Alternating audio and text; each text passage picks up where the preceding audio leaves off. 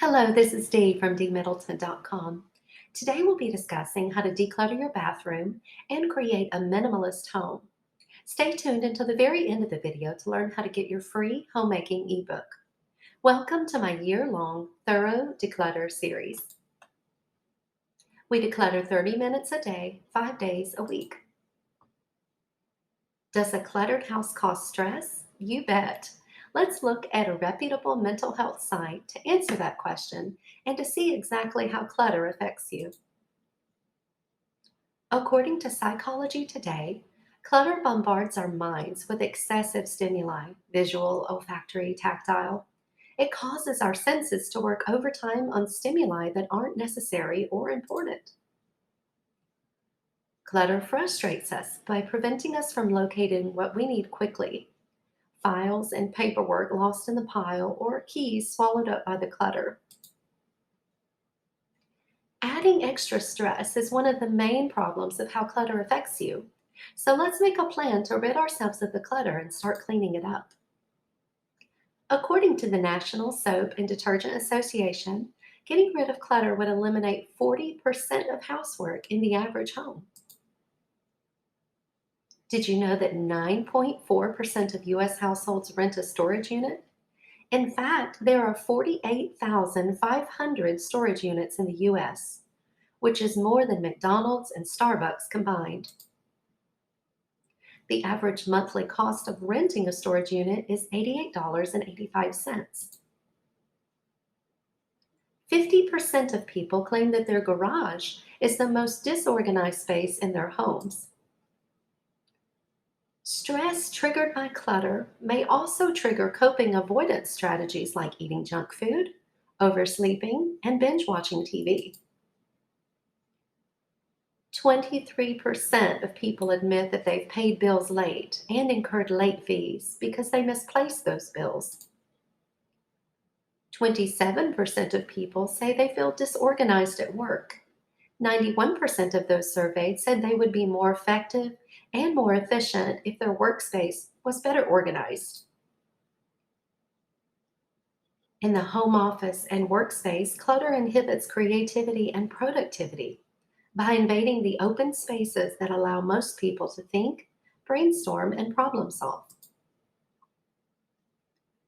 Clutter also creates feelings of guilt and embarrassment, especially when others unexpectedly drop by our homes or workspaces.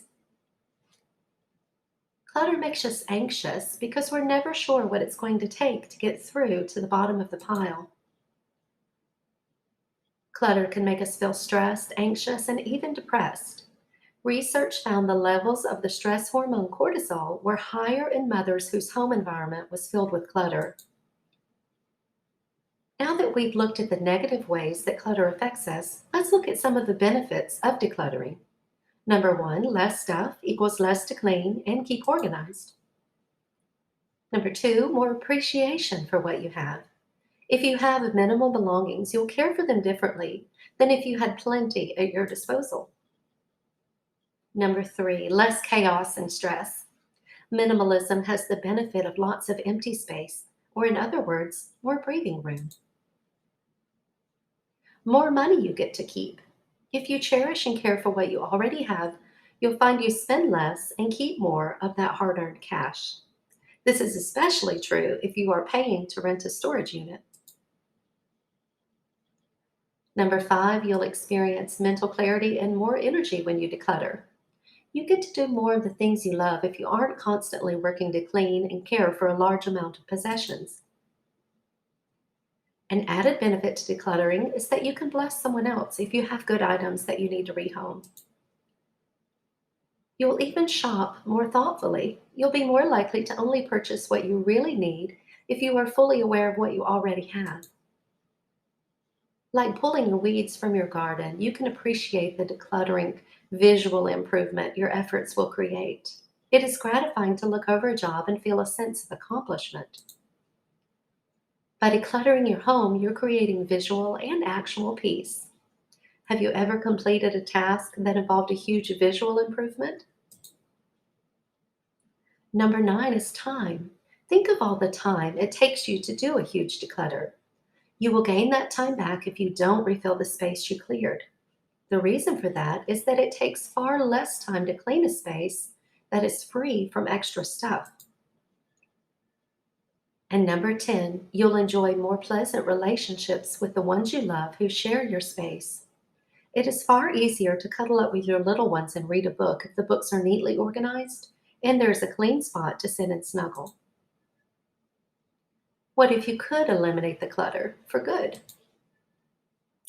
I designed this year long Declutter series to help you slowly and permanently declutter every room and every space within your home. What you can expect. You'll receive a daily declutter task for the specific room we are working on. We will then move step by step through the process to declutter every room and every space within your home.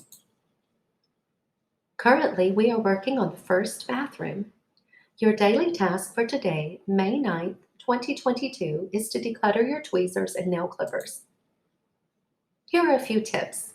Number 1, declutter any unwanted items. Number 2, get rid of any tweezers or nail clippers that you haven't used in a year. And number 3, declutter any that do not work properly. Now let's look at a few more tips on how to declutter. Number 1, we will only spend time on the daily specific task. Number 2, avoid getting sidetracked or distracted. Number 3, work within a time of day that you have the most energy and stamina. Listen to your body and work at decluttering when you feel the most alert and energized. Number 4, avoid thinking too long about whether to keep or discard an item. This is one specific way you can be ruthless when you're decluttering. Number 5, avoid cleaning during the declutter. Getting rid of clutter is the priority. Cleaning can be accomplished later. Now let's look at some supplies you'll need to begin your declutter. Number 1, you'll need some boxes, preferably ones you can donate. Avoid plastic storage bins because you may be tempted to just store those items and never part with them. You'll also need some sturdy trash bags, and you'll need a marker or a pen to label your boxes. Now let's look at 5 simple steps to declutter any space. Number 1, I like to start by eliminating trash first. Number 2, then you'll want to sort your items by category if needed so you can see what you have. Number 3, you'll get rid of duplicate items, broken items, outgrown clothing or shoes, anything you'll never use again. 4, box up your donations and trash or recycle the rest. And then finally, select a charity to donate your items. Some allow you to even schedule a pickup for those oversized items such as furniture.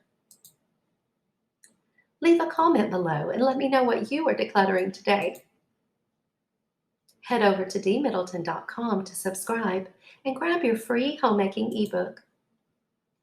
You can also find my declutter printables and deep cleaning printables over at dmiddleton.com.